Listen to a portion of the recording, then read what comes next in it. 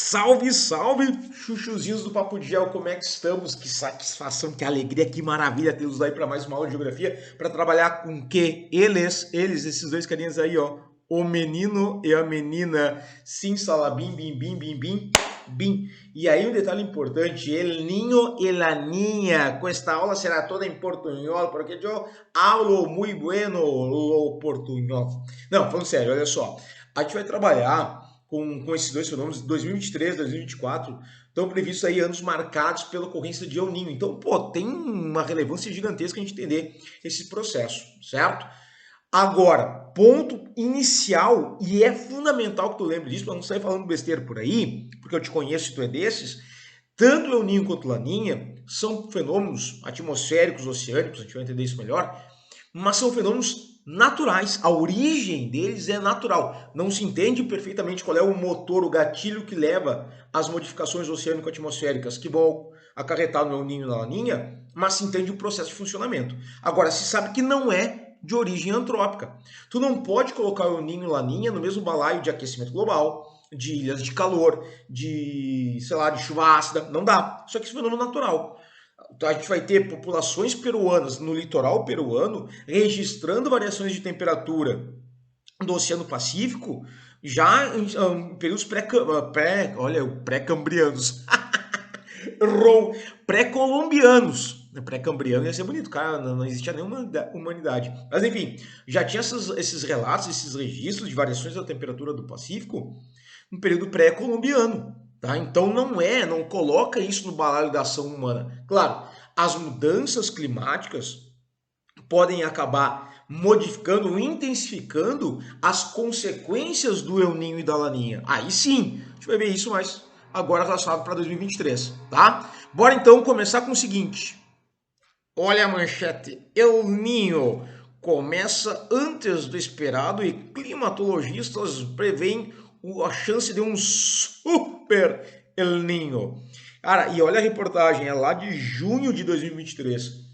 Já foi descartada a ocorrência de um super El Niño. As previsões já estão indicando um El Niño, claro, de maior intensidade, mas nada super, mega, master, blaster El Niño. Isso aí a mídia exagera aí para vender manchete e até que funciona. Mas olha só, não vai ser um super El Niño a princípio, tá? Não vai ser um super El Niño, mas ele tende a ser esse El Niño 2023, 2024 de maior intensidade. Então a gente vai ter que ter cuidados, né? Porque a gente percebe que vai ter algumas consequências relevantes, certo? Então olha só, tá aqui, super El Niño, não é, mas vai ser El Niño, isso já tá certo. Dependendo de quando tu tá vendo essa aula, tu já sabe que ele se consolidou, é fato venéreo que ele tá acontecendo. Bom, aí o seguinte, para começo de conversa, o que acontece? Vocês vão ver que ao longo da aula, a gente sempre vai usar o El Niño em vermelho, Laninha em azul. Porque tem uma relação com os impactos ou a variação da temperatura das águas do Oceano Pacífico, que é onde a gente percebe, então, essas mudanças acontecendo. El Niño vermelho, Laninha azul, porque tem a ver com aquecimento e resfriamento. Então, olha só, El Niño, tá, Chuchu, e Laninha são partes de um mesmo fenômeno, isso aqui é importante, atmosférico oceânico, há uma relação direta entre mudanças atmosféricas e oceânicas que ocorre na porção, olha aqui, oriental do Oceano Pacífico Equatorial. Ou seja, a gente está pensando, olhando no mapa aqui, ó, mais ou menos essa região do Pacífico, tá, que começa a sofrer alterações da temperatura das suas águas. Então, a parte oriental, a parte leste do Oceano Pacífico, na região equatorial do mesmo, certo? Então ali, costa peruana, equatorial e por aí vai. É essa região aqui que eu marquei no mapa que a gente começa a perceber variações de temperatura e aí eu consigo identificar quando há um aumento da temperatura, El Niño, quando há um resfriamento da temperatura dessas águas aqui, Laninha, certo? Por isso vermelho e azul. Sempre tu vai perceber isso aqui para ajudar a fixar. Ah, mas eu sou daltônico. Desculpa, né? I'm sorry. Vamos lá. Ocasionalmente, e aí o detalhe importante, ó, são partes de um mesmo fenômeno atmosférico oceânico e esse fenômeno atmosférico oceânico ele é chamado do quê? El Niño oscilação sul, tá? Aí, legal lembrar o seguinte, pode aparecer numa questão, em vez de El Niño e Laninha, pode aparecer fenômeno Enos. Enos, El Ninho, oscilação sul, tá? E aí o que que acontece? Eu marquei aqui, ó, vou colocar em vermelho já, ó, El Ninho, certo? É o fenômeno Enos, que se refere às situações das quais o Oceano Pacífico Equatorial, essa regiãozinha aqui, está mais quente do que a condição média histórica, tá? A gente tem aí um ponto importante que ocasionalmente eu posso não ter ocorrência, posso ter anos que não tenho nem ocorrência de El Ninho nem de Laninha. Seria uma situação normal, digamos assim. A temperatura média da água aqui, da porção oriental do Oceano Pacífico Equatorial, está na média histórica. Não está alterada, nem para mais nem para menos. Beleza, situação normal. Agora, quando aumenta essa temperatura, é o ninho. E quando a gente vai ter um resfriamento abaixo do normal, da média histórica, vai estar mais frio, o que eu vou dizer? Bom, aí é laninha, certo? Então, isso é importante. E questões de prova, né, geralmente vão trabalhar com essas características. Ah, o El Ninho é o aquecimento, laninha, resfriamento. Então, eu oscilo. Claro, a gente tem outras questões que podem ser cobradas e tal, a gente vai ver bastante coisa, a aula vai ser um pouco mais longa, né? Mas, de boas. Aí, olha só, vou pegar uma cor neutra aqui, ó.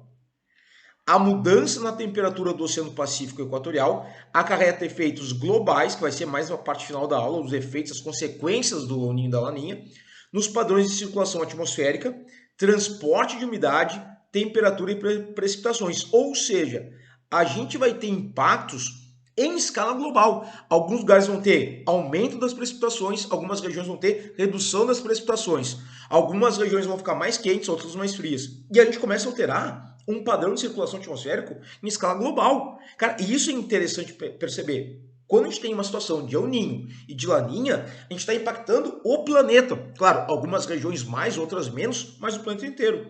E o Brasil dá na cara do nosso território. A gente vai sofrer fortes influências, tanto do El Ninho quanto da Laninha. Então vamos lá, olha só. O que eu falei antes? Tem anos que não tem nem El Ninho nem Laninha. Então a gente vai falar uma situação normal, tá? É esse caso aqui.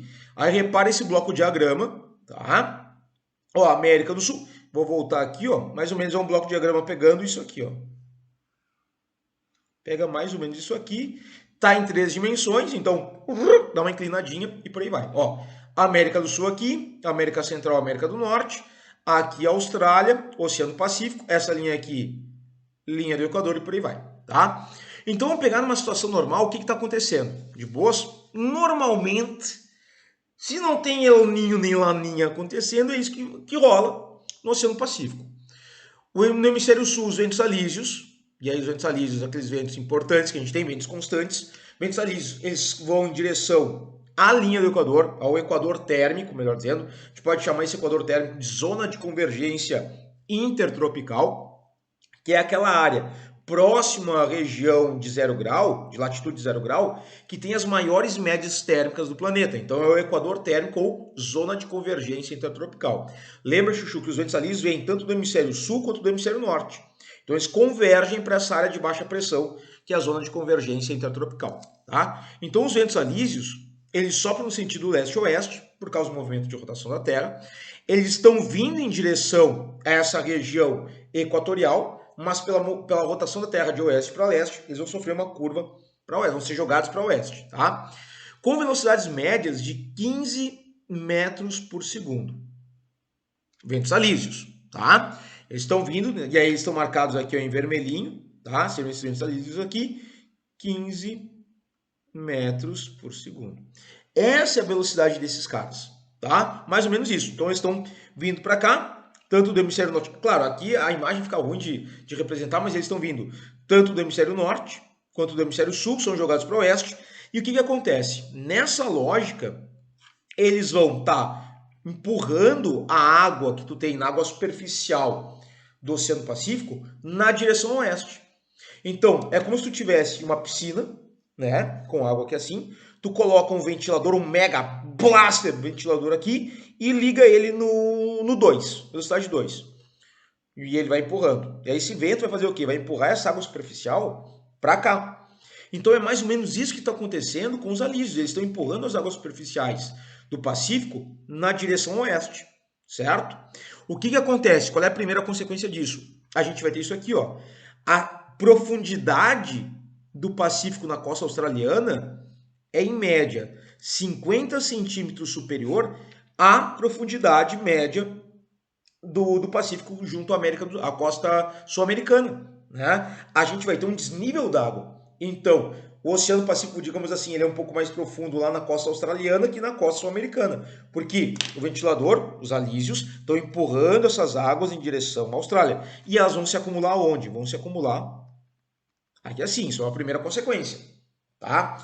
Segunda consequência que eu tenho, além desses ventos aqui carregarem essa água na direção oeste, a gente tem um ponto importante que essas águas superficiais, elas têm maior temperatura. Por quê? Estão recebendo radiação solar. Então a radiação esquenta essa água superficial, os ventos alísios empurram essa água no sentido oeste e a água quente, ela tende a se acumular onde? Aqui, ó, na parte mais ocidental ou na parte mais oeste do Oceano Pacífico. Tá acompanhando aí, meu chuchu? Estamos de boa? Então, olha a imagem aqui, ó. Água mais quente, certo? Só que no momento que eu estou mantendo a água mais quente nessa parte mais a oeste do Pacífico, nessa porção mais ocidental do Pacífico, eu gero uma área em atmosfera de baixa pressão. E aí é aquela coisa importante que a gente já viu aqui no Papo de Gel. Quando eu tenho o ar mais aquecido, eu dilato esse ar, gero uma área de baixa pressão e ele realiza um movimento ascensional, ele vai subir, uma forma de espiral, mas ele está subindo. Por que aqui eu vou gerar uma área de baixa pressão? Vou gerar uma área de baixa pressão porque a água está mais aquecida sobre essa área oeste do Pacífico. A água mais quente, porque acumulou por causa dos alísios, entra em contato com o ar, aquece o ar, área de baixa pressão e sobe. Então tem um movimento de subida, certo? Movimento ascensional, na forma de espiral, beleza. Só que o que vai acontecer? Isso aqui está acontecendo e junto com esse ar mais aquecido que está se elevando, eu estou levando vapor d'água. E, opa, perdão, sorry, estou levando vapor d'água. E aí o que vai acontecer? Esse vapor d'água, ele vai chegar em altitude, vai condensar, vai formar as nuvens aqui, né? E o que acontece? Opa, eu tenho precipitações nessa parte ocidental, parte oeste do Oceano Pacífico, junto à costa australiana, favorecendo, por exemplo, um regime de chuvas na costa leste da Austrália.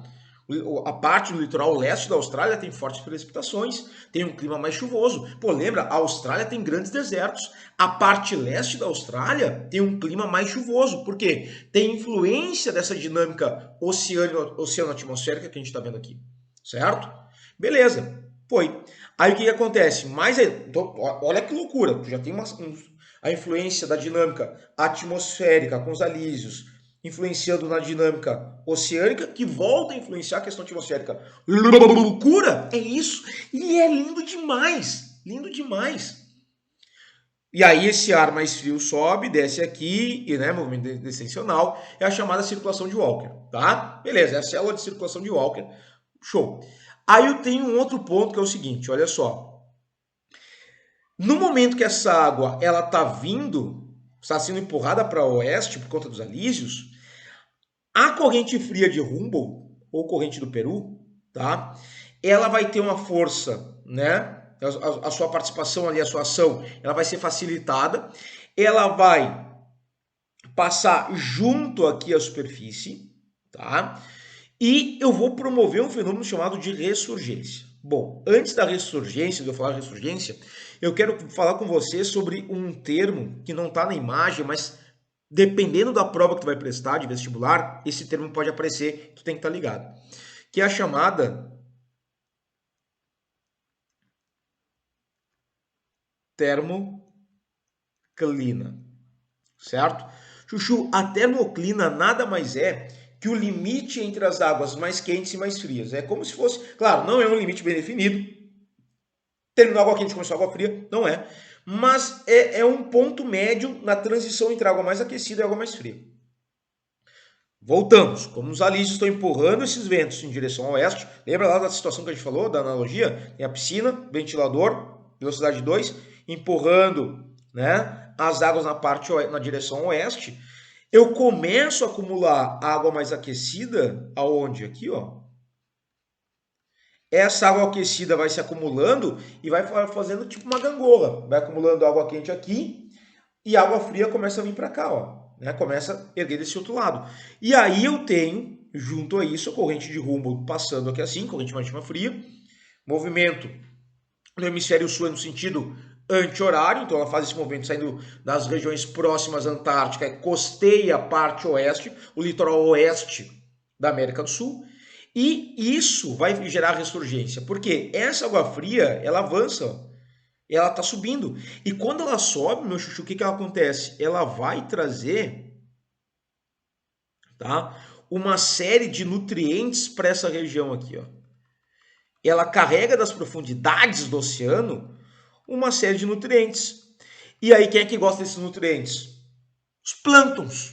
Plânctons, né? Acho que era peixinho? Não. Os plânctons gostam desses nutrientes. E quem é que gosta de plâncton? Peixitos. E aí, os peixinhos, olha o Nemo aí, ó. O Nemo sai lá da Austrália e vem para cá. Por quê? Porque a alimentação é mais farta. Tu tem esses nutrientes sendo carregados pela água fria em direção às áreas mais próximas da superfície. Os plânctons se alimentam desses nutrientes, dão aquela engordadinha, e os peixinhos vai lá e dá uma garfada. Quem é que gosta disso? Os pescadores da costa peruana, da costa equatoriana, vão ter uma oferta maior de pesca, né? Vão largar o barco na água, pô, e aí tu vai ter uma abundância maior de pescada, massa pra caramba. Tudo isso que a gente falou até agora, situação normal, em anos que não é nem o ninho nem laninha, normalidade. Agora que a gente vai chegar no El Ninho, tá? Tranquilo? Sacou esse Paranauê? Massa demais. Essas dinâmicas atmosféricas oceânicas estão interagindo. Beleza.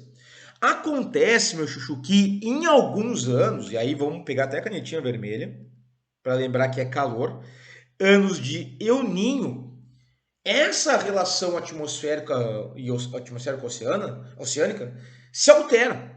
Por que se altera? Não se sabe exatamente ainda. O gatilho que leva a essas mudanças ainda não são bem entendidas. Mas se sabe como funciona o processo de El Niño. Então, olha só, durante o El Niño, há um enfraquecimento da zona de alta pressão atmosférica ao longo da costa sul-americana, que resulta na diferença de pressão entre as zonas de alta e baixa pressão da célula de circulação de Walker. O que eu quero dizer com isso? Chuchu, em anos de laninho, o que se percebe? Há um enfraquecimento dos ventos alísios.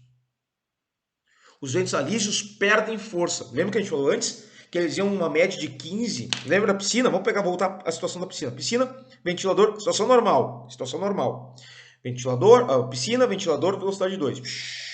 Empurrando para cá. Velocidade dos ventos alísios, 15 metros por segundo. Em anos de laninha, de El Ninho, o que vai acontecer? Eu ponho o ventilador na velocidade meio. Não é nenhum, é menos, é meio.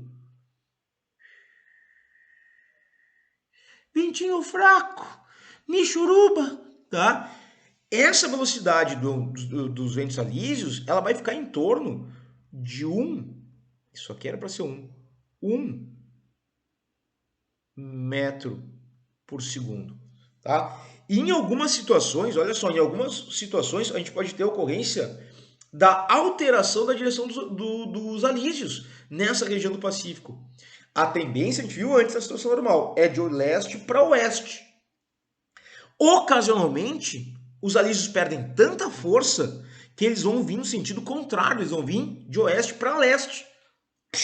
Cara, por que isso acontece? Ainda não se sabe exatamente o motivo, mas isso acontece. O normal é o que? Os ventos alísios perderem muita velocidade. Eles estão bem por aqui, o ventilador está ali, ó, no mínimo, fazendo forcinha. E isso vai alterar toda a relação atmosférica oceânica. Vamos lá, o que muda? Pensa o seguinte, se eu tenho os ventos mais fracos, situação da piscina, ventilador no mínimo, os ventos não estão empurrando mais essa água para o oeste, não é? Agora a força dos ventos é menor. O que eu vou ter com isso? Consequentemente, essas águas mais aquecidas, radiação aquecendo essa água não está sendo empurrada para o oeste, o que acontece? Eu começo a ter uma porção de água mais quente. Aqui assim, ó. começa a ter uma maior temperatura. Essa água aquece, né, nessa região centro-leste do Pacífico, porque os ventos não estão empurrando ela para o oeste. Beleza. O que está acontecendo aqui? Eu estou tendo uma situação de El Niño, né? As águas equatoriais, as águas orientais do Pacífico Equatorial começam a ter uma temperatura acima da média. Ocasionalmente, a gente pode ter uma temperatura dessas águas ultrapassando, ficando até 10 graus acima do que é a média, do que é o normal. 10 graus acima. Aqui, ó, Chuchu, eu tô falando dessa região aqui, ó. 10 graus acima. Tá me entendendo? Isso tá marcando o El Niño. Claro, um El Niño extremamente intenso tem essa temperatura muito acima, tá? Normal não é subir tanto, né? E aí vai depender, vai acabar essa variação da temperatura subindo mais ou menos nessa porção oriental do Pacífico Equatorial é que vai determinar se o El Niño vai ser fraco, vai ser moderado, vai ser intenso, vai ser um super El Niño. Puxa, cafezinho, tava esquecendo. É bom café. Nossa senhora. Chuchu, e aí o que que acontece? Olha só, a partir disso, a gente já tem uma consequência importante. A área de baixa pressão, olha só, a área de baixa pressão que a gente falou antes, que ocorria lá perto da costa australiana, da costa leste da Austrália, acontecia aqui assim, ó, já não acontece mais. Porque agora eu tenho uma área de baixa pressão próximo à costa peruana ou aqui na região mais central do Oceano Pacífico. Então, se eu tenho a baixa pressão aqui, a tendência é que o ar mais aquecido se eleve aqui ou aqui, tá? Depende de onde eu tenho maior temperatura da água. E aí eu vou ter as chuvas acontecendo aonde? Aqui no Pacífico Central ou na parte oriental do Oceano Pacífico. Sacou? Então eu estou deslocando o regime de chuvas para uma região mais próxima da costa sul-americana, tirando aquelas chuvas mais comuns na costa australiana. Pô, aí tu já entendeu. Qual é a consequência, por exemplo, no clima australiano? Secas mais intensas. O litoral australiano vai ter menos chuva que o normal, porque as chuvas estão onde? Na região central do Pacífico. Costa sul-americana, costa do Peru, costa do Equador, vai chover mais ou menos, vai chover mais. Vai ser uma região mais úmida, vai ser um período mais úmido. E aí, é isso que a gente está vendo. Ó. As chuvas estão aqui na região central ou estão aqui. Ponto importante. Oh, porca miséria, mas estou apertando o botão errado sempre. Olha só, ponto importante aqui, falando de El Niño, tá? A gente tem um prejuízo. Ah, beleza, tá chovendo mais aqui próximo da América do Sul. Show de bola. Às vezes, em situação de El Niño muito intenso, cara, chove lá no deserto do Atacama, norte do Chile, tá? O que não é para acontecer porque é um deserto. Mas em anos de El Niño muito intenso, isso pode acontecer. Eu posso ter chuva no deserto do Atacama. Sacou? Agora, para pesca, seu José, que pescava em situações normais, tinha uma boa vida com a pesca que ele tinha numa situação que não tem nem El Niño nem Laninha, né? Ou melhor, não tem El Niño, situação normal. Agora, em anos de El Niño, seu José, você fica preocupado. Ai, onde estão os perritos? Por quê? Olha só, como eu não tenho um acúmulo de água quente nessa parte oeste do Pacífico, a termoclina ela vai ficar mais equilibrada. Ó. Né? Ela está aqui mais horizontal. E isso vai fazer com que a água fria não suba. Ou seja, nesses anos de El Niño, eu não tenho o fenômeno da ressurgência. Não ocorre ressurgência. A água fria não é empurrada em direção às áreas mais próximas da superfície do Oceano Pacífico. Então os nutrientes estão aonde? Estão em profundidade. Onde é que estão os plânctons? Em profundidade. Onde é que estão os peixinhos? Em profundidade. Onde é que está o seu José?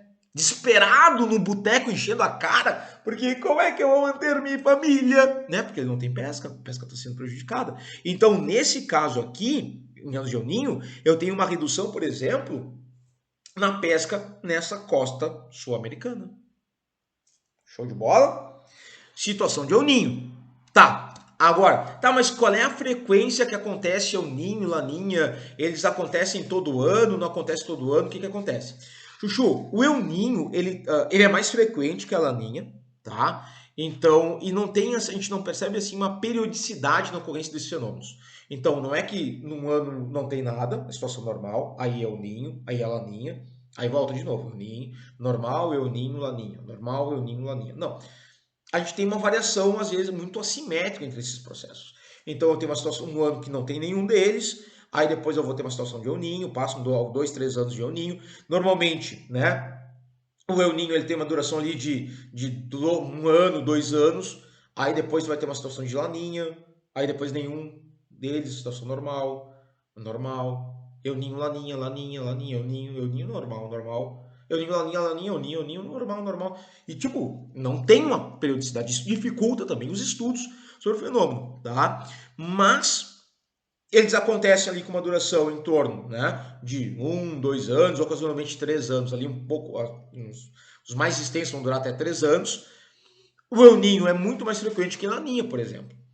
E falando nela, vamos ver dela, vamos colocar aqui em azul, Laninha. A Laninha é o resfriamento. Laninha é o resfriamento, tanto que ela está aqui, ó, em azul. O que acontece com a Laninha? Chuchu, olha só. Vamos fazer a relação com a piscina? Vamos voltar na piscina, a situação da piscina. Piscina. Primeira situação, situação normal, nenhum dos dois fenômenos. Ventilador no 2. Ventos alísios, 15 metros por segundo. Beleza. Eu ninho. Desliguei o ventilador, eu coloquei ele no mínimo 1 metro por segundo os alísios. Laninha, o que eu faço?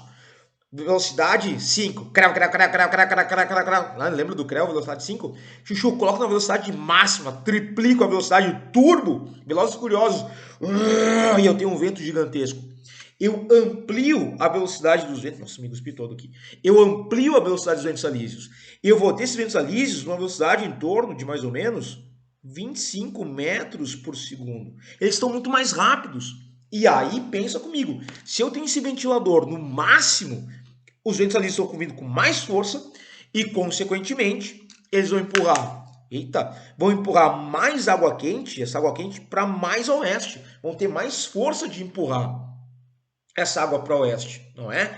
E no que eles empurram essa água para o oeste, olha só, a porção de água quente, né? A banda de água quente vai ficar mais a oeste. Eu vou ter um acúmulo maior de água quente nessa região aqui. Eu jogo mais água quente na costa australiana. Aquela termoclina, aquela nossa balança, ela vai pesar mais, digamos assim, né? Tenho mais água quente aqui, então ela vai subir com mais intensidade. A minha ressurgência, ela é ampliada, tá? Minha ressurgência é ampliada. Se eu tenho uma ressurgência ampliada, o que vai acontecer? Eu tenho mais nutrientes, eu tenho mais plânctons, e aí eu tenho mais peixinhos, e o seu José já está agora com um baita de um navio novo, de um barco novo de pesca, porque a pesca ali se ampliou por causa da ressurgência mais intensa. Corrente de Humboldt vindo com vindo com tudo aqui, tá? E o que aconteceu na questão atmosférica? Olha só, se eu joguei água quente mais para o oeste, eu começo a ter chuvas na porção mais oeste. Numa situação de laninha, na Austrália volta a chover, volta, só que com maior intensidade, porque eu tenho águas mais quentes aqui, ó, nessa porção. Chove com mais intensidade. Então, em anos de laninha, o governo australiano, na parte leste do país, por exemplo, já fica ligado na questão de enchentes, inundações, chuvas torrenciais e os problemas decorrentes disso. Claro, falo muito Austrália aqui, mas as ilhas que a gente tem na Indonésia, Nova Zelândia, tal, essas ilhas ali do Pacífico, todas vão ficar em alerta, tá?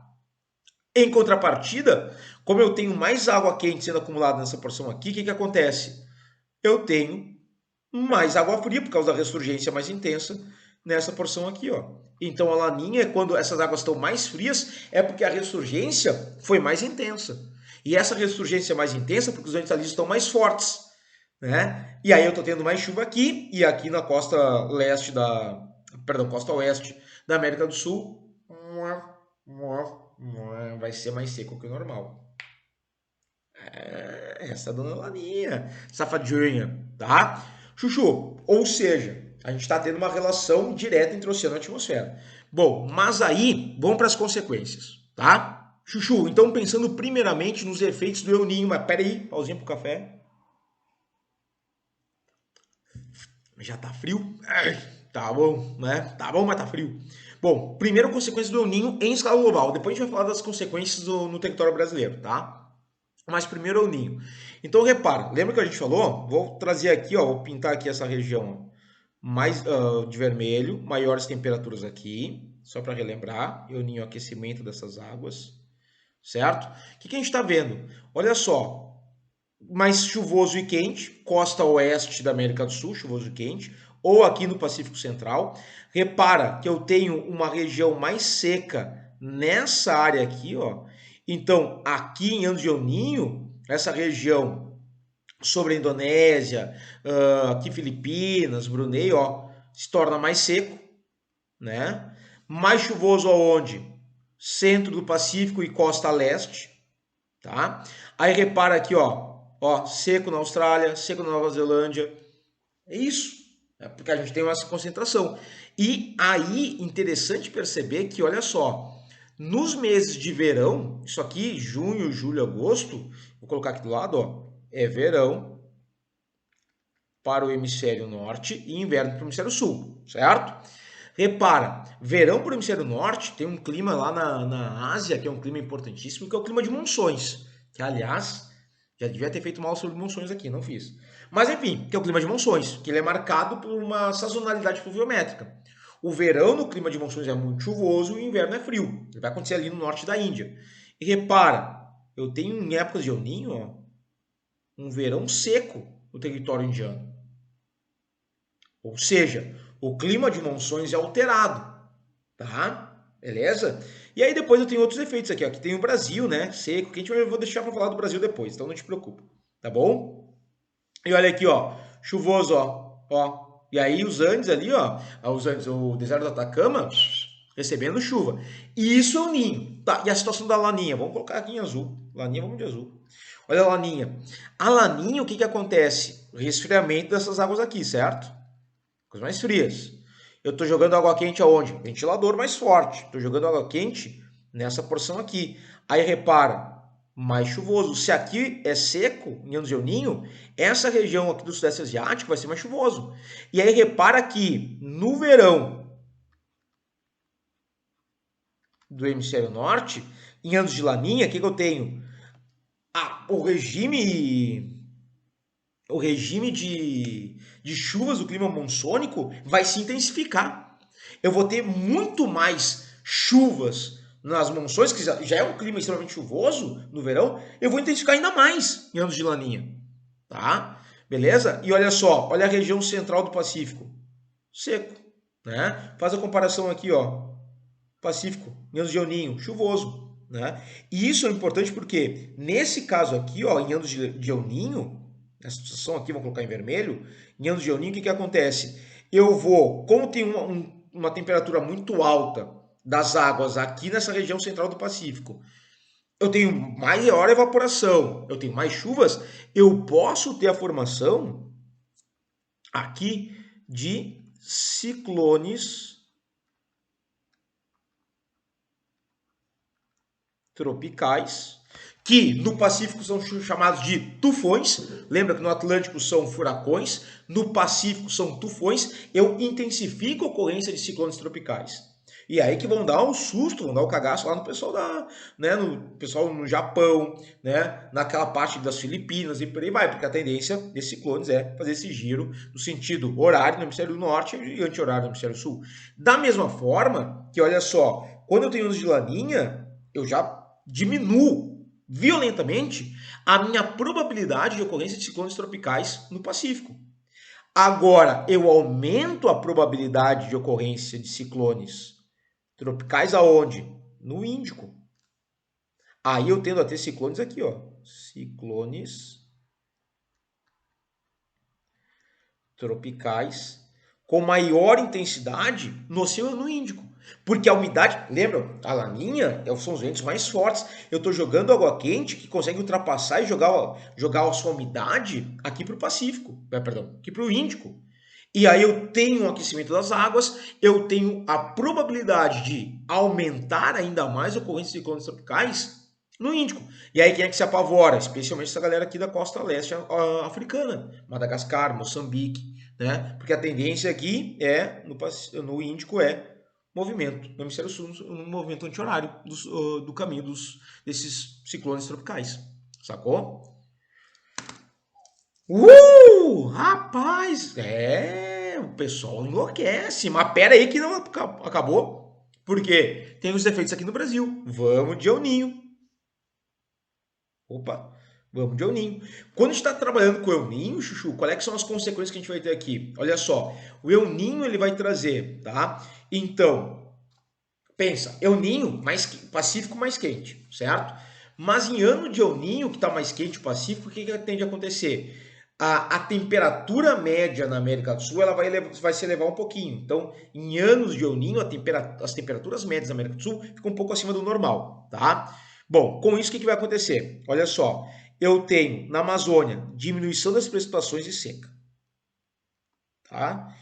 Ocasionalmente, eu tenho baixíssima pluviosidade em algumas regiões amazônicas, especialmente nessa parte aqui, tá?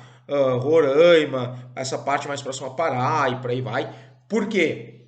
Lembra por quê? Ou melhor, não por que não. Mas lembra que a gente falou do El Ninho? Onde é que a gente está tendo? Deixa eu fazer um complemento no desenho aqui, ó. Aqui, Cordilheira dos Andes. Fazer ela aqui para não aparecer aqui. Mais ou menos aqui assim, né?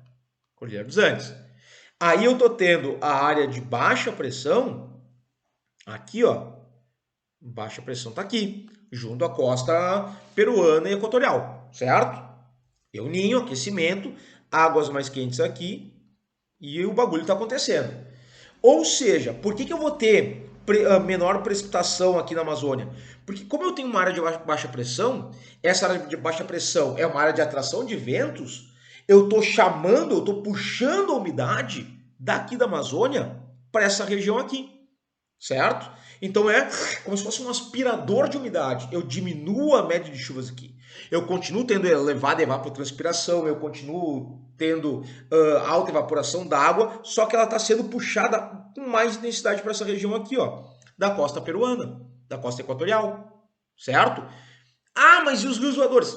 Mas aí vem um outro ponto. Da mesma maneira que acontece, essa umidade não vai passar para cá, a gente volta àquela lógica dos rios voadores, a umidade bate na Cordilheira dos Andes e é direcionada para onde? Sudeste e sul, tá? Sudeste e sul.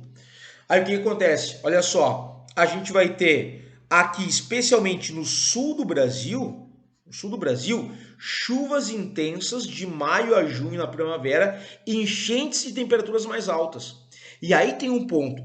Essa umidade que está sendo puxada para cá vai ter aquele efeito, né, dos jatos de baixos níveis, rios voadores, sendo empurrada na direção centro-oeste, sul, sudeste.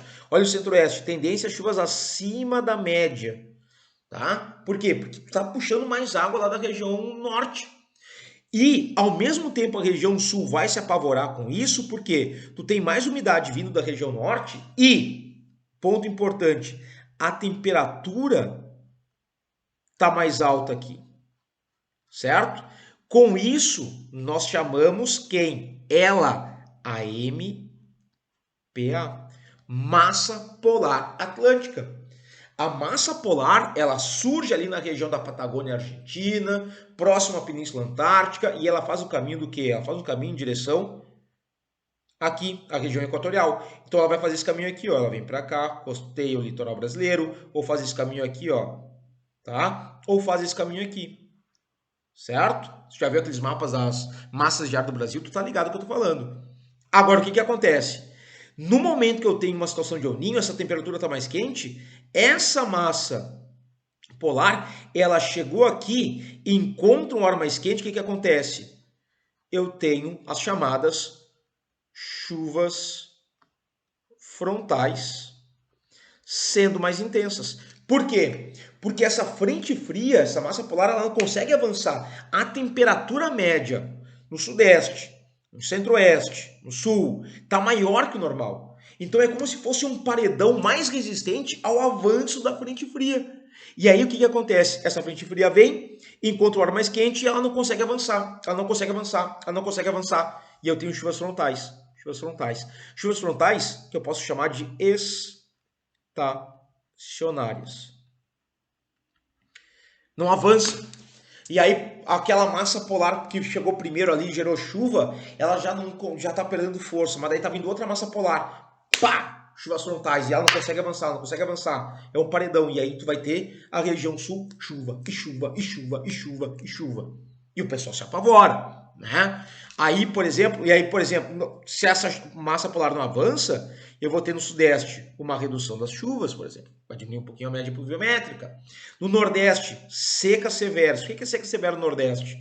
Porque o sertão nordestino, o clima semiárido no sertão nordestino, ele tem aquelas chuvas durante os 2 meses ali, geralmente dezembro, janeiro, por uma influência da zona de convergência intertropical, que está exatamente passando sobre o sertão nordestino, consegue atrair umidade e promove as chuvas no sertão, né? Lá no clima semiárido. Agora, em anos de El Ninho, essa umidade está sendo sugada para onde? Essa área aqui. Então, eu vou ter secas mais severas. E a massa polar também não consegue gerar um mínimo de chuva aqui, ó. Então, eu tenho uma região mais seca. Tudo muda quando? No momento da menina, Laninha. Resfriei. Eu vou fazer o mesmo desenho aqui, tá? Só pra gente lembrar. Só pra deixar aqui, ó. Cordilheira dos Andes. Certo? Cordilheira dos Andes. E o que está acontecendo? Agora, a área de baixa pressão, lembra que a gente viu antes? Está lá no extremo oeste do Oceano Pacífico, ou quase em cima do Índico, lá para os outros lados. Temperatura média abaixo do normal. O que a gente está vendo aqui? Ó, diminuição da temperatura no sul, né? A gente vai ter temperaturas abaixo da média na região sudeste, temperaturas abaixo da média no centro-oeste. E o que acontece? Primeira coisa, região norte, chuvas abundantes. Alerta. Por que chuvas abundantes? Porque eu já não tenho essa área de baixa pressão aqui, ó, tão perto. Então a umidade gerada aqui vai ficar aqui, em grande parte. Então eu tenho mais chuvas nessa região. Beleza. Ah, mas tem os rios voadores? Temos os rios voadores. Mas eu tenho um aumento da pluviosidade aqui. Nordeste, chuvas e enchentes. Aí, especialmente no período chuvoso, mais intenso. Porém, tem outra coisa. Olha só. Repara, lembra que a gente falou antes do El Ninho? Como a temperatura está mais alta, eu tenho um bloqueio para a passagem da massa polar, ela tem maior dificuldade de avançar. E ela encontra o ar quente, chuva frontal. Encontra o ar quente, chuva frontal. Nessa situação aqui, o que a gente está vendo? As temperaturas estão abaixo do normal. Então, a dona MPA, quando ela está no inverno, né, quando ela tem maior ação no Brasil, e ela encontra essas temperaturas médias mais baixas, o que ela faz? Ela vem faceira. Não tem bloqueio, não tem um ar quente para bloquear. As temperaturas médias estão abaixo do normal. E se ela passa direto, eu não tenho ocorrência de chuvas frontais. Chuchu, eu tenho secas na região sul, secas muito intensas. Chove bem menos. A gente viu isso nos últimos anos, 2020 e 2021, foi ano de laninha, foram anos de laninha. A região sul do Brasil estava com seca intensa. Os agricultores de cabelo em pé, porque não temos água. Né? E na falta de água, café. Tá? Chuchuzitos. E aí seca intensa. Essa que é a questão. Aí não tá chovendo aqui. Em anos de laninha, é muito mais comum na Amazônia ter ocorrência da fenômeno da friagem, que é quando a massa polar consegue chegar na região norte. Cara, olha que loucura. Né? E isso tem que ser no inverno, tem que ser uma massa polar muito fria. No inverno, em anos de laninha, é mais favorável, porque a temperatura média está mais baixa e a massa polar vai faceirinha, até a região norte, despencando a temperatura na região norte. Tá? E no Nordeste, olha só, chuvas e enchentes. A massa polar consegue vir com mais facilidade para cá. Ó. Então vai ter chuvas lá naquela região. Sacou? Então olha que efeitos legais. E aí, para a gente terminar essa parte teórica, eu trouxe aqui uns pontos interessantes que eu quero ver com vocês, que é o seguinte, e um dos pontos talvez mais interessantes que a gente pode fazer em relação com eventos de El Ninho e Laninha, sobretudo com o El Ninho, são eventos de intensificação da situação, por exemplo, de fome. Cara, olha que loucura. A gente falou agora há pouco nas questões dos impactos ambientais do El Niño e Laninha. Aumento de chuvas, redução das chuvas e por aí vai. Mas olha só, a gente teve no final do século XIX, início do século XX, eventos de El Niño extremamente intensos, ou entre moderados e intensos, e que levaram lá no sertão nordestino. O que a gente falou antes? No sertão, o El Niño reduz ainda mais o nível de chuvas, que já é baixo. E aí tu tem um movimento de retirantes mais intenso. E, por exemplo, esses retirantes indo para grandes centros urbanos, especialmente no Ceará, no caso de Fortaleza, gerava uma série de questões, né, sociais, enfim, porque a cidade recebia muita gente de repente, uma série de problemas urbanos apareciam e foram criados, olha só que loucura, campos de concentração de fome no Brasil nesse período, final do século XIX, início do século XX. Aí o que acontece? Chuchu, eu trouxe aqui pra gente um trecho de um podcast que eu curto demais, tá? Que é o Chutando a Escada, o episódio 307, Fome no Brasil, ontem e hoje. E nesse episódio é entrevistado o Thiago Lima, lá da Universidade Federal da Paraíba, que ele fala exatamente sobre os campos de concentração das vítimas para a fome no Brasil.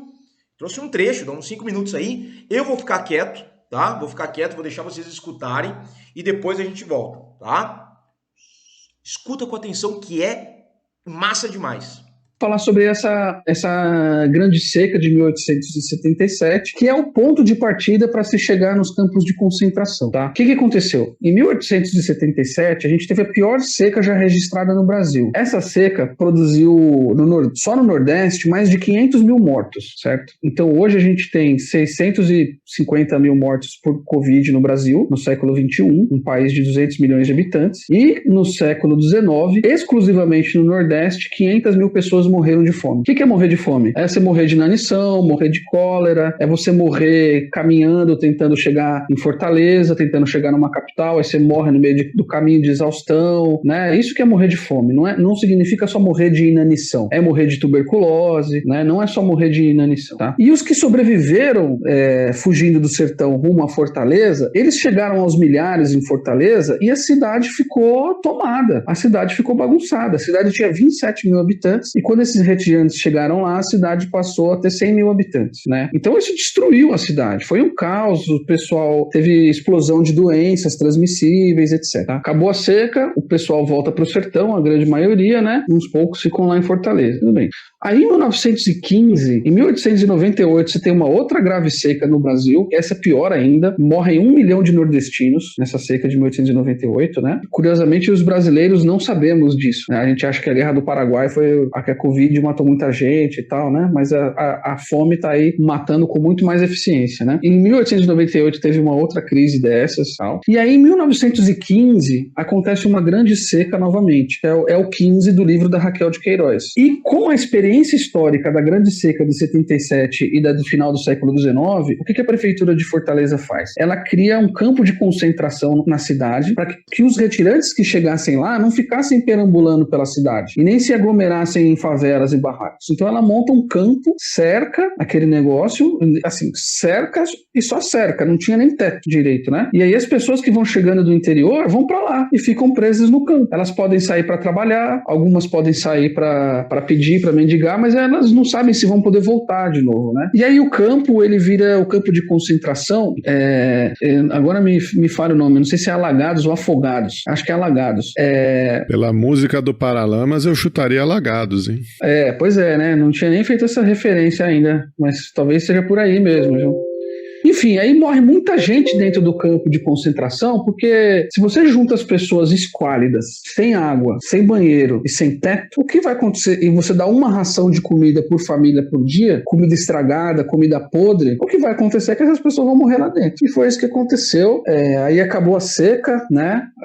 Os sertanejos voltaram para o interior e alguns ficam em Fortaleza e começam a criar as primeiras favelas em Fortaleza. E aí, em 1932, uma nova grande seca se configura. E dessa vez o governo de Fortaleza, o governo do Ceará, junto com o governo federal, que no caso era Vargas, eles resolvem criar 7 campos de concentração, porque o campo foi eficiente para proteger a cidade de Fortaleza, ainda que matando um monte de gente. E aí eles criam 7 campos de concentração, 2 na cidade de Fortaleza. Se a história não fosse mais trágica, né, ficaria... Enfim, eles fizeram o maior esforço para deixar a história ruim, porque os campos de concentração de Fortaleza se chamam Urubu e Matadouro, né?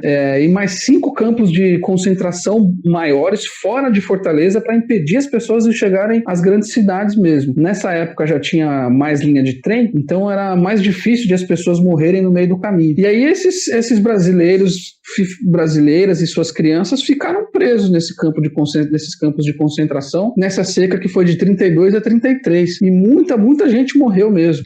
E ninguém sabia dessa história, né?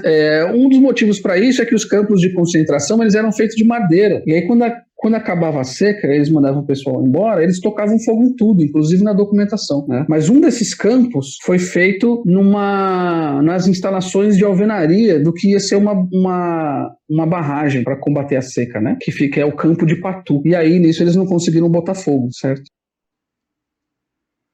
Bom, e aí, chuchuzinhos, segue ali, né? O podcast é bem... Esse episódio, ele é extremamente interessante e tal.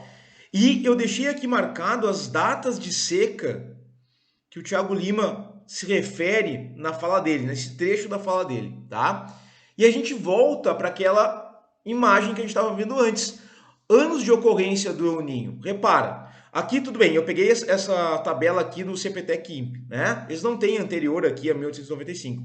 Mas olha só, fala ali, ele menciona um evento em 1877, tá? De seca. Então, uma seca intensa. Então a gente está pensando no ano de El Ninho, que deve ter sido forte. Aí depois a segunda vai ser em 1898. Aí eu estou pegando esse momento aqui, né? Aqui, ó, 1897, 1899, 1900 e é uma sequência, tá? Aí depois ele fala em 1932, então eu estou pegando aqui, ó, finaleira do evento de El Ninho. Repara, um amarelo mais escuro, El Ninhos fortes, tá? E eu quero me referir a um outro aqui, que é o de 1941, que não está na fala dele, mas vai ser importante porque eu quero falar o seguinte. A gente pegou ali e esses eventos, essas secas marcadas que o Thiago Lima está se referindo ali no trecho do podcast, são anos de El Ninho intenso. Olha a sequência de eventos que a gente tem relacionando eventos naturais de El Ninho. Pô, olha só, a primeira referência aqui que ele está colocando é isso aqui, ó, 1877. Europa, lá no início da Revolução Industrial, bombando lá na Revolução Industrial, a gente não está falando em aquecimento global ainda. Então por isso que a gente fala, pô, tu não pode colocar o El Ninho no mesmo balaio de problemas ambientais de origem antrópica. Ele é anterior a isso, ele é natural. Isso aqui é uma prova disso, tá? E aí esses elementos aqui, ó, esses eventos de seca estão vinculados às consequências do El Ninho, sobretudo no setor nordestino, tá? E aqui a gente vai fazer aquela relação gostosa da geografia com outras áreas do conhecimento, coisa que só a geografia proporciona, chuchuzinho, que é com a literatura. Sim, a literatura. Olha só, tem um livro que, aliás, o Thiago Lima cita numa outra parte do podcast, que é A Fome, certo? Do Rodolfo Teófilo. E nesse livro, tu tem a questão, é um romance, pautado na questão dos retirantes e tal, né? E tá aqui, ó, A Fome se passa exatamente durante a seca de 1877. Aí a gente tem um outro romance, né, do José Américo de Almeida, A Bagaceira, né? Esse aqui que me falou foi um colega meu de literatura, Cristiano Vaniel. Um beijo na tua boca carnuda, né? Que a gente estava comentando sobre isso aqui e ele disse assim, não, peraí, mas A Bagaceira também é uma obra importantíssima da literatura brasileira e ela se passa durante uma seca intensa, em 1898.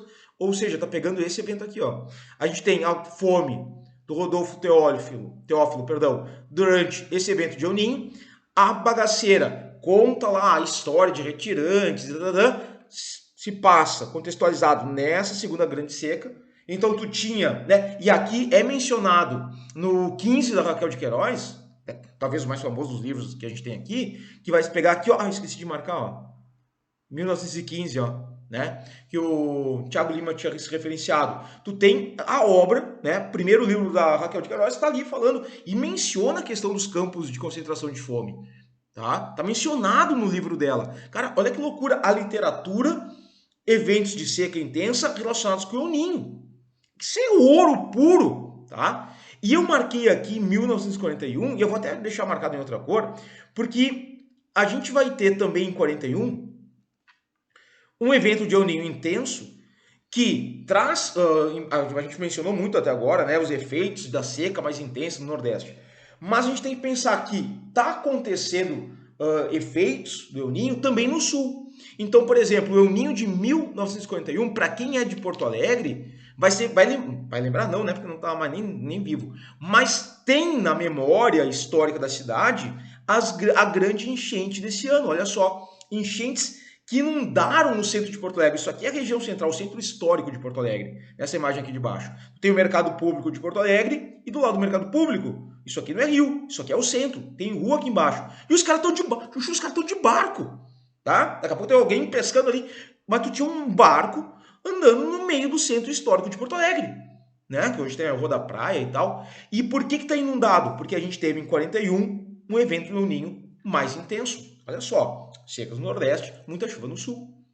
Né? E aí, tanto é que para quem conhece Porto Alegre, as enchentes de 41 que inundam o centro histórico vão resultar depois na construção do Muro da Mauá. A Mauá é uma avenida que está entre o centro histórico e o Lago Guaíba, né? Característico ali da região de Porto Alegre. E para evitar uma nova inundação, caso o Guaíba viesse a transbordar num outro momento, por causa das chuvas intensas, por efeito do El Ninho, construiu-se um muro que funcionava como uma barragem, um dique de contenção para caso as águas do Guaíba subissem novamente. Cara, olha só a loucura que a gente tem. Então, El Ninho, né, levando a efeitos na arquitetura de uma das capitais do sul do Brasil. Tá, outra coisa, vamos pegar um outro aqui, ó.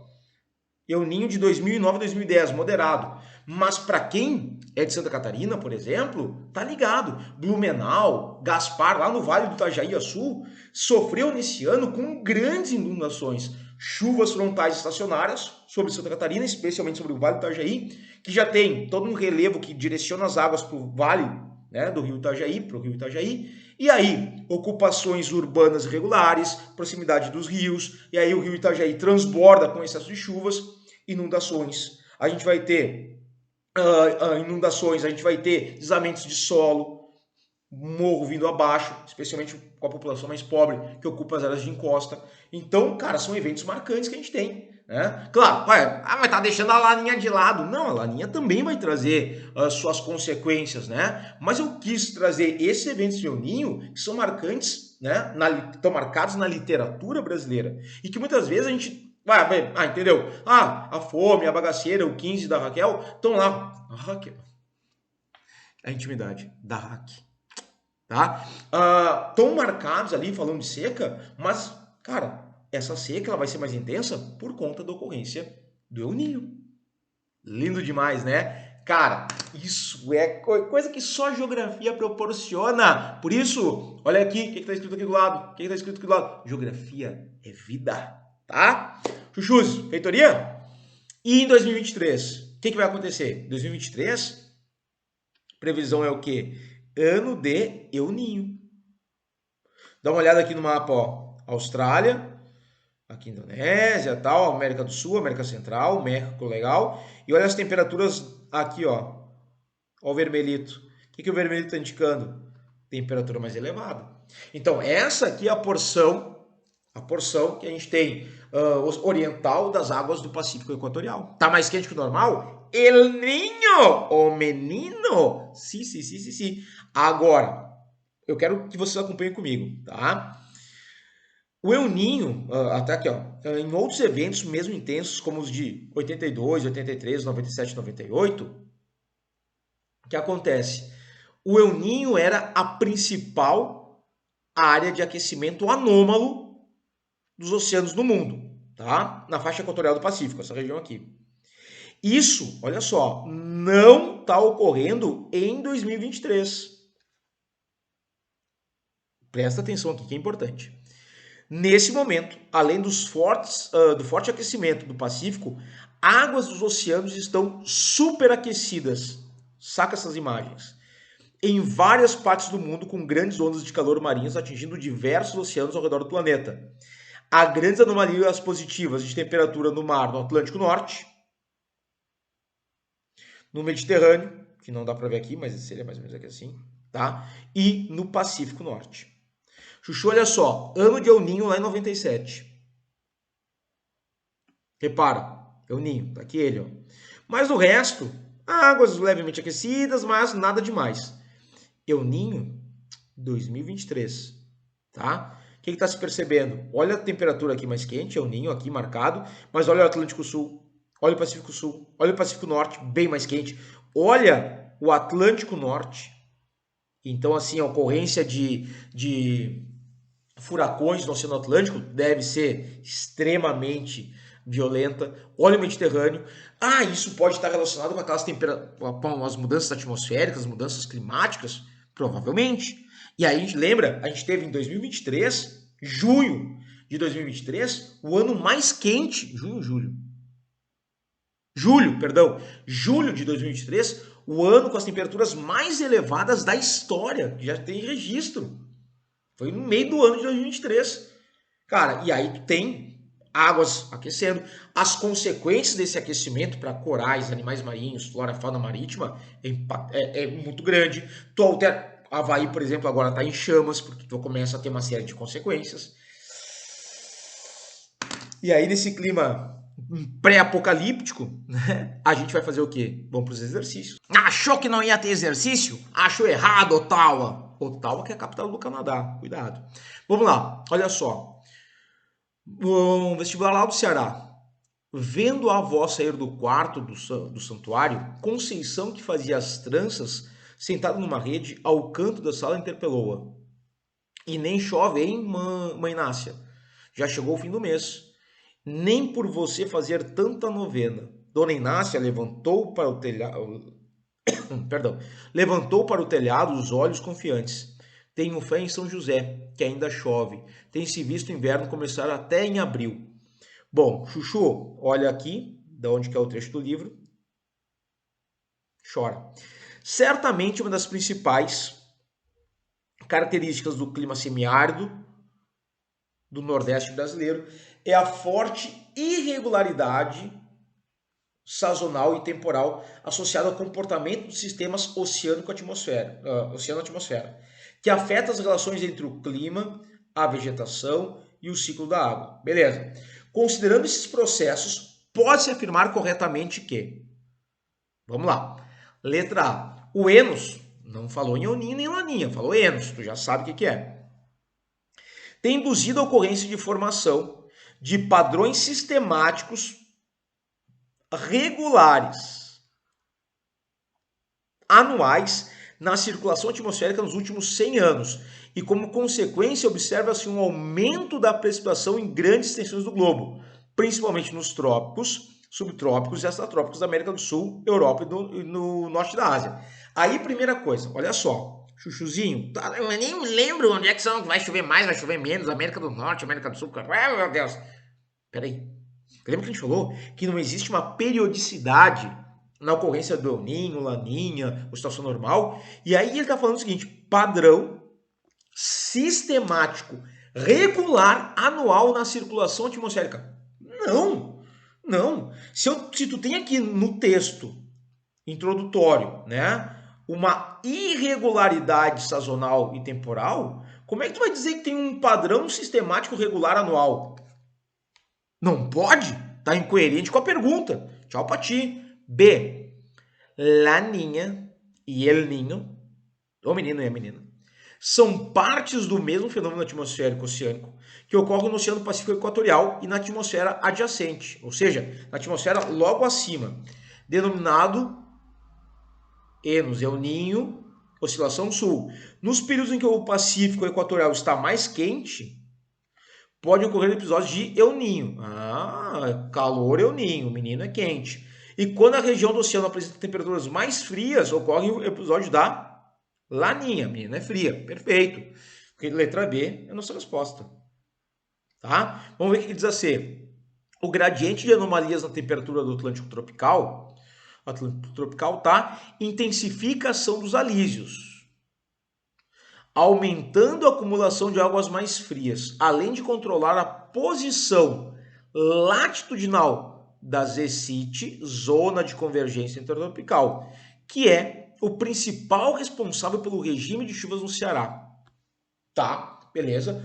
O seu deslocamento até o trópico desloca a zona de convergência até o trópico de Capricórnio.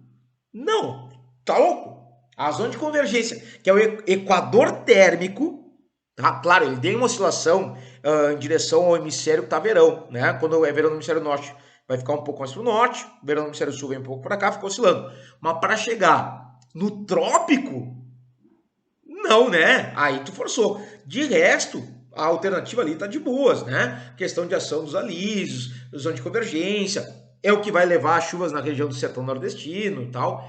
Agora, mudar a ZCIT até o trópico, forçou a tarraqueta. D. O El Niño provoca uma grande variabilidade climática interanual que se relaciona diretamente com a recarga dos aquíferos subterrâneos no semiárido brasileiro. O que o El Niño provoca no sertão? O que o El Niño provoca no sertão? No Nordeste? Seca, né? O 15 da Raquel de Queiroz, lembra? Beleza. Olha só, como é que eu vou ter o El Niño que provoca seca no sertão gerando recarga dos aquíferos do semiárido? Se está chovendo menos, eu não vou ter essa recarga. Promovendo durante os períodos de estiagem, de seca, nas regiões de menor pluviometria, um aumento da recarga dos aquíferos. Como assim? Que por sua vez podem ser utilizados como uma boa alternativa para a convivência com a seca da região. Mas não, se não está chovendo, está chovendo menos que o normal, a seca é mais intensa, como é que eu vou recarregar um aquífero? Biruleibe? Não, né? Letra B é a nossa resposta. Pô, questãozinha safada, hein? Linda demais, parabéns. Vamos lá, mais uma. PUC do Paraná para medicina. Vamos mudar a cor da caneta aqui. O Brasil enfrenta um novo período de escassez hídrica, de julho de 2020 a junho de 2021. A influência das chuvas ficou 32% abaixo da média histórica. Como resultado, o volume de água armazenada nos reservatórios das usinas hidrelétricas, que é a base da nossa geração de energia elétrica, né, entra no período seco de 2021 com níveis preocupantes. A sequência de crises hídricas no país teve início em outubro de 2012, quando pela primeira vez na história, o Operador Nacional do Sistema Elétrico determinou que todas as usinas termoelétricas do Brasil funcionassem, termoelétricas, sobretudo a base de carvão mineral, né, funcionassem a todo vapor, e tu pagou mais caro pela energia nessa época, a fim de preservar o nível dos reservatórios. Esse fenômeno preocupa o país, pois só nesse início de século o Brasil já passou por 3 períodos de crise na geração de energia, em função de longos períodos de estiagem. Bom, vamos lá. Diversos fatores podem explicar os seguintes períodos de crise hídrica e energética no país. Assinale a alternativa que demonstra um fenômeno que não tem influência antrópica. Do nada. Tipo, que não tem influência antrópica. Tá. Então, processo de urbanização, já descartei. Aumento do consumo de energia, já descartei. Desmatamento na Amazônia, já descartei. Assoreamento dos rios, já descartei. Tudo isso aqui tem causa antrópica, eu quero um que não tem causa antrópica. E aí, fenômeno Laninha. Que tipo, putz, podiam ter elaborado, ou PUC do Paraná, podia elaborar melhor a questão, né? Achei que havia uma questão aqui falando, relacionando fenômeno que vai influenciar na falta de chuva, não sei o quê. E do nada, do Neida, né? Não, é só qual não tem influência antrópica. What? Se a PUC do Paraná tivesse feito uma questão boa, ela estaria perguntando o seguinte: qual dos fenômenos a seguir acaba influenciando nessa questão aqui da estiagem? E aí, menos chuva. Pô, tu vai pensar, a maior parte das usinas hidrelétricas do Brasil estão aonde? Região centro-sul do Brasil. certo? Tu tem a usina de Itaipu, tantas outras na bacia do Rio Paraná, no Rio Uruguai, por aí vai. A maior parte da geração de energia elétrica, a partir de hidroelétricas no Brasil, está na região centro-sul do país. Beleza. Aí, Laninha gera secas aonde? Menor quantidade de chuvas na região centro-sul. E aí, em anos de Laninha, redução de chuvas mais intensa, eu tenho redução dos reservatórios nas usinas hidrelétricas, afeta a questão energética, crise hídrica, crise energética. Aí eu teria uma questão legal. Mas me largou esse finaleiro de pergunta aqui. Tosco! Mas enfim, resposta letra E. Vamos lá? Tem mais dois, Chuchuzinho, mais dois. Olha aqui, falando do Paraná, chegou ele de novo. Agora da Universidade Federal do Paraná. Eita! Vestibular, para mim, um dos vestibulares mais xaropes que tem é da Federal do Paraná. Rapaz, o pessoal se puxa. Ó, o El Ninho é um evento de teleconexão oceano-atmosfera, caracterizado por anomalias positivas das águas superficiais e profundas nas porções central e leste do Oceano Pacífico. Anomalia positiva quer dizer o quê? Temperatura mais alta, tá? As áreas mais fortemente influenciadas são as Américas, a Ásia e a Oceania. Regiões essas que margeiam o oceano supracitado, o Oceano Pacífico, alterando a dinâmica tanto das correntes marítimas quanto da circulação atmosférica regional e global. Essa alteração assume dimensões continentais e planetárias à medida que provoca desarranjos, e é ruim um desarranjo, hein, de toda a ordem em vários climas da Terra. Mendonça ou Dani Oliveira se puxaram. Sobre o El Ninho e a dinâmica climática global, é correto afirmar que, vamos lá, letra A. As anomalias que produzem o El Ninho são decorrentes da atividade humana? Não. Lembra, El Ninho, Laninha, Enos, Naturebs. Então tchau pra ti, já descartei, já foi fora. B. É considerado uma variabilidade natural existente há milhares de anos, lembra que eu falei lá do período de registros pré-colombianos? Com relatos históricos de ocorrências nas civilizações pré-colombianas, aí ó, e que pode ter seus efeitos intensificados devido à mudança climática. Primeira coisa que a gente falou em aula. Já deixei a B aqui lindinha, não pode ser outra. C. Está associado ao aumento da atividade sísmica? Terremoto?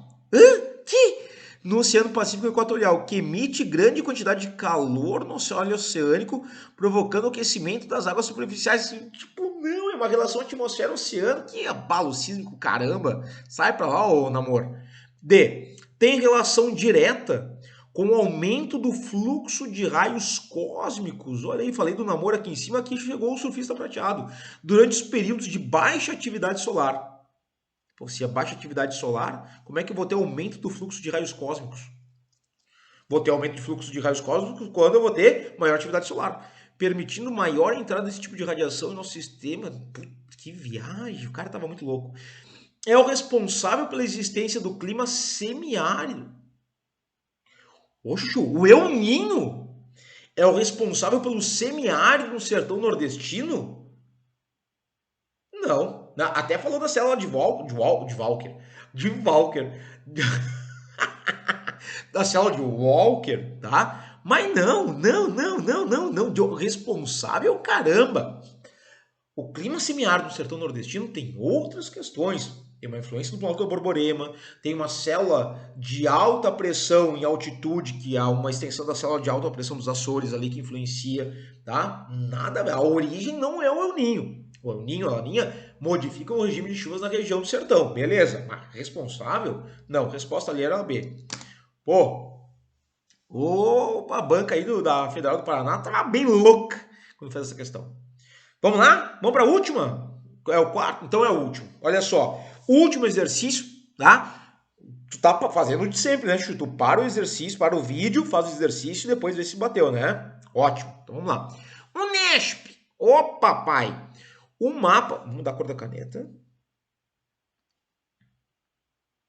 O mapa apresenta os efeitos do fenômeno climático de interação atmosfera-oceano, denominado Ah, então dá uma olhadinha no mapa. Efeitos do fenômeno climático em dezembro, janeiro, fevereiro. Ah, eu tenho que olhar aqui, ver o que está causando e ver qual que é. Bom, a Unesp pegou a fonte que eu peguei também, que é o CPTEC INPE, né? Centro de Pesquisas do INPE, que é o Instituto Nacional de Pesquisas Espaciais, pegou a mesma fonte, né? Então, falta de criatividade. Beleza, minha não. Agora, como é que eu faria para identificar? Olha só, chuchu, chuvoso e quente. Eu olhei aqui, ó. Costa Sul-Americana, chuvoso e quente. Para estar chuvoso e quente aqui, o que eu tenho que ter? Tem que ter umidade, tem que estar quente, muita chuva, uma água muito aquecida. Água aquecida nessa região é o quê? El Ninho. Mas pera aí, não lembrei disso. Vamos pegar aqui o Brasil. Nordeste seco, sul do Brasil chuvoso. O que eu tenho? El Ninho. El Ninho, ele é seco em cima, molhado embaixo. O menino é seco em cima, molhadinho embaixo, né? Beleza, é isso que vai ter que lembrar. Laninha, ele é molhada em cima, seca embaixo, tá? Em cima, digo norte e sul, né? Faz a relação básica aí. Então, olha só. Já tô pensando aqui o ninho. Já descartei a letra B, já descartei a letra C, já descartei a letra D, já descartei a letra E, né? Porque eu quero saber El Ninho. Letra A, El Ninho, caracterizado pelo aquecimento das águas do Oceano Pacífico nas proximidades do Equador. Era isso a questão da NASP? Deu, é isso. O que tu quer que eu diga? Não tem mais nada para dizer. A não ser que foi um prazer, eu espero que tenha curtido a aula, tenha gostado, tenha aproveitado, tenha rendido para ti. Chuchu, ó, já apareceram aí uns links legais de outros vídeos que a gente tem aqui no canal para tu dar uma olhadinha, relacionar com o que a gente falou aqui sobre o Ninho e Laninha. Eu espero de coração que tu tenha curtido. Nos encontramos aí numa próxima aula, tá bom? Vou terminar meu café gelado, porque já esfriou. Beijo para ti e até mais.